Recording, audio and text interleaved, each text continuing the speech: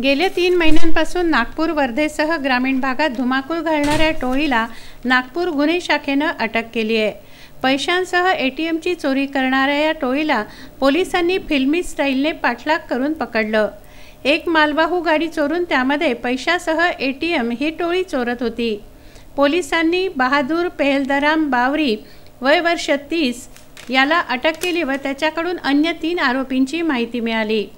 दुसरा गोपाळराम तेजराम बावरी वय वर्ष 23, तिसरा तुफान हनुमानराम बावरी वय वर्ष 20 आणि चौथा 26 वर्षीय श्रीनिवास बतालाल बावरी असे चौघे असून हे चौघेही राजस्थानच्या नागौर व पुष्कर जिल्ह्यातील रहिवासी आहेत। स्थानिक गुन्हे शाखेचे पोलीस निरीक्षक अनिल जिट्टावार यांच्या मार्गदर्शनात सहाय्यक पोलीस निरीक्षक जितेंद्र वैराळे, पोलीस उपनिरीक्षक सचिन मते, नरेंद्र गौरखेडे, जावेद शेख यांच्या पथकातील लक्ष्मीप्रसाद दुबे, बाबा केचे, निलेश बर्वे, चंद्रशेखर घडेकर, गजेंद्र चौधरी, मदन आसतकर आदींनी ही कारवाई केली आहे। पियुष जिंजुवाडिया, विदर्भ न्यूज, सावनेर।